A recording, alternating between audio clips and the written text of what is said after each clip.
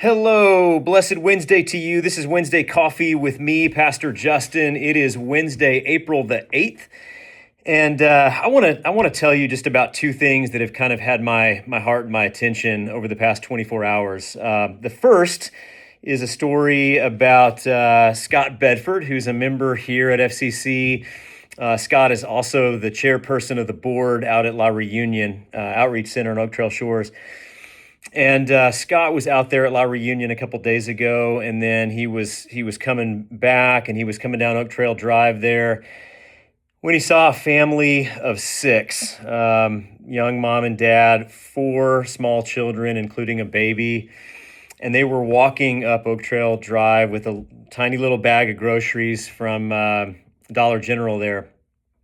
And so he drove by, and then he kind of thought, he turned around and went back and rolled his window down and talked to them, and ultimately offered them a ride and gave that family of six a ride all the way to their little home, which was 2-3 miles up into the neighborhood there, saved them from a long walk.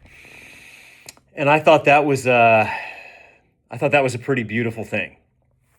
Now, I'll come. Hold on to that. I'll come back to that. Second thing that I've been thinking about, like everybody else, is the geopolitical situation facing our nation and our world right now. And understand, I am a nobody.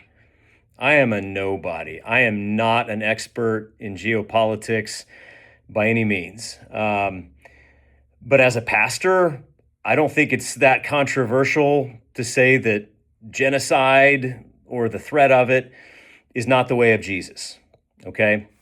And while I'm aware that the situation in the Middle East is complex and very fluid, I am grateful today that that's not what happened last night, and I will continue to pray for peace.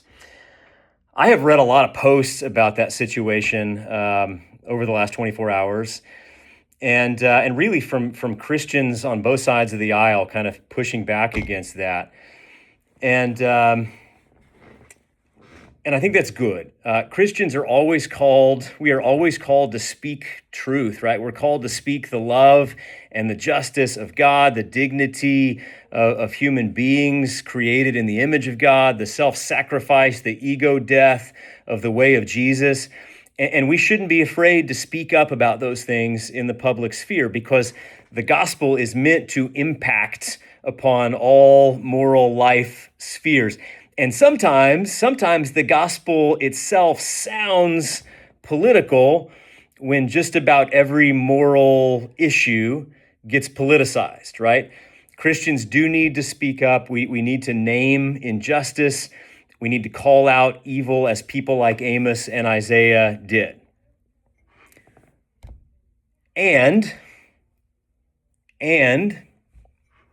if you're doing that on Facebook, okay, do that. Post on Facebook, read a few posts, speak your piece.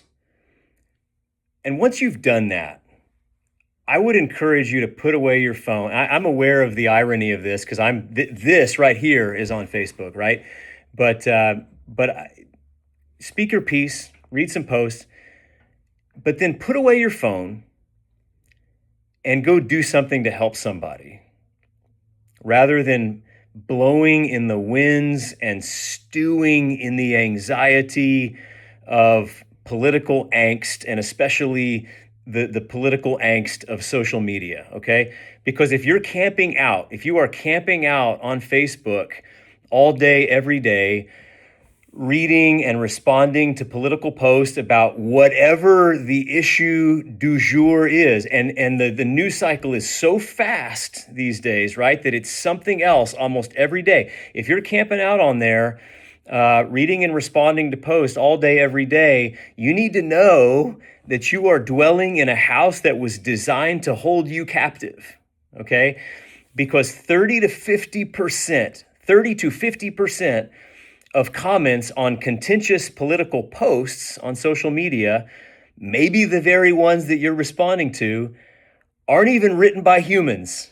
They're written by bots okay, that are there with the specific goal of keeping your attention. And both politicians and social media companies feed on that attention. And that concerns me for two reasons. One, it can cause you to lose your center, okay? To forget that there is a power in this world that is greater than the powers and principalities of this world. That is where our ultimate hope lies. As a Christian, if you are a Christian, if your ultimate hope is in the political process, you're missing the point, because Jesus didn't choose political power to remake the world. He chose the power of love. We are absolutely meant to be grieved by the brokenness of the world, okay? And we are meant to speak out about that, but we are also invited to a peace that transcends circumstances.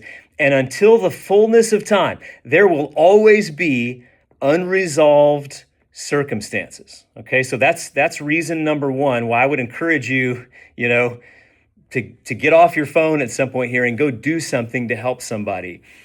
The second reason is that if everybody is hunkered over their computer or their phones all day, giving their attention to bots and politicians, then nobody sees that family of six walking up Oak Trail Drive. What are we actually doing? What are we actually doing to help hurting, hungry people? What are we doing to help victims of injustice? And you may be thinking, what can I possibly do, right? In the face of all of this craziness, and what can little old me actually do?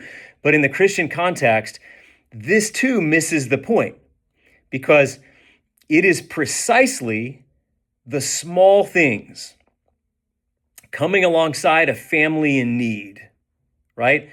Helping somebody who is seeking to work the legal immigration process to get the legal advocacy that they need in that process.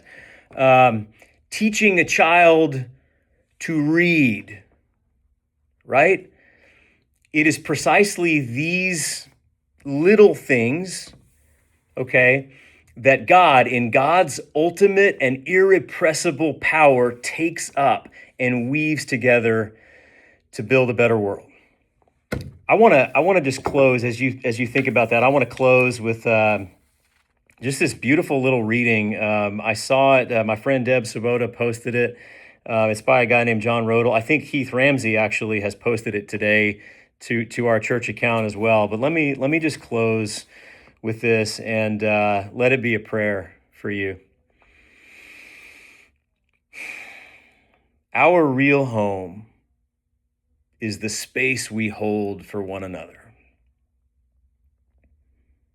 Our hearts were made to be havens for the hopeless. Let us give each other a place to rest. Let us give each other a place to rest. Let us give each other a place to rest.